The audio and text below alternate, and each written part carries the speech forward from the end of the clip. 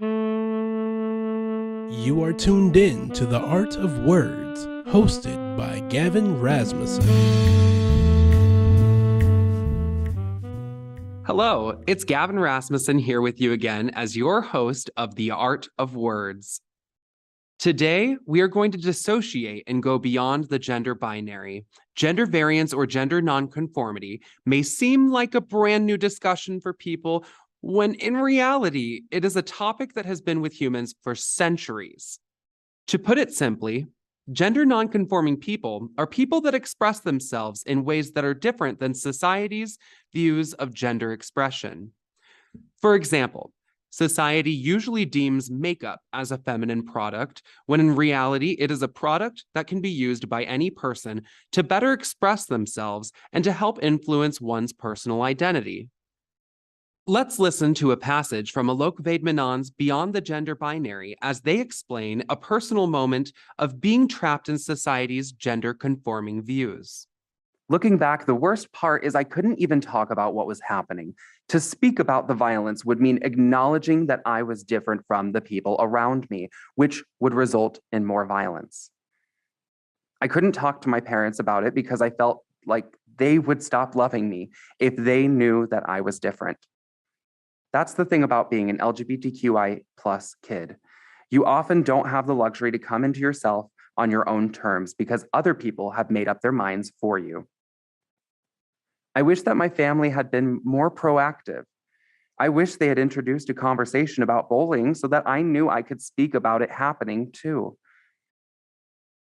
I wish that they could have let me know that this was not okay. It took me 15 more years to embrace my femininity and regain the strength to wear the clothes that I wanted to and not that society told me to. When I started wearing what I wanted to again, it didn't feel like something new. It felt like reclaiming something that I had lost. It felt like coming home. Beyond the Gender Binary by Alok Vaid-Menon. Gender is a multi-layered topic, but gender identity itself relates heavily to our mental health. When a person comes to question themselves, more specifically their gender, it can often lead to a feeling of losing oneself. With the right resources, one can push through and reflect on this feeling of dissociation. A poem from Alok Vaid-Menon's Your Wound, My Garden. People often ask me what it was like to grow up in small town Texas. Truthfully, I don't remember. When I look at childhood photos, it's like I'm looking at someone else. The only evidence that I have that I was real is other people's stories. I scour through every stray diary entry like a private investigator trying to find myself there. But no amount of home videos, yearbooks, newspaper clippings bring me back to life. I spend a lot of time thinking about what it means to be alive. In the mechanical sense, yes, my lungs, they were breathing. My heart, it was beating. But it's up for debate if I was living. I can't tell when it happened, but at some point I began to vanish. It's like I was watching my life from the sky as an omniscient narrator. It wasn't, I am hurting. It was, look, they hurt this person. Nothing that happened to me happened to me. I became the apostrophes themselves, floating above, always at a distance. I learned how to exist in two places at once. Time travel was a Thursday afternoon because the present didn't belong to me. I lived in the future. Dissociation both saved my life and made me lose it. What a strange sensation, the grief of being alive to mourn your own death. My Saturn return lassoed me back to my hometown last year. It was the longest I had been back since I was a child. Morning after morning, I would wake up and look at the same godforsaken ceiling. Sometimes I would take long walks, hoping that it would all come back to me, that I would come back to me. A sudden flash, like in the movies.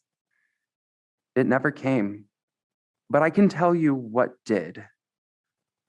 I didn't find me. I forgave me. In one story, we dissociate because we're broken. In another, We do precisely because we want to heal. My body fought for me before I could. It innovated and insulated me, creating the space for me to daydream myself into existence. I can't pinpoint when it happened, but I began to plant gratitude everywhere in myself I felt shame, filled lack with love. I may not know what I lost, but I am here to feel it. For the first time, not I, experienced this pain. Thank God, my beautiful child, they gifted me the ability to feel. I hope you take this time to reflect on your own identity, for questioning and reflecting in oneself is a tremendously helpful way for a person to grow. Be sure to tune in next week as we read poems collected by children during the current COVID-19 pandemic, a collection published by Christina Barron from the Washington Post's Kid Post. This has been The Art of Words, hosted by Gavin Rasmussen. If you'd like to leave suggestions, email us at ewcfacts@gmail.com. That's ewcfacts@gmail.com. This has been an EWC Communication production.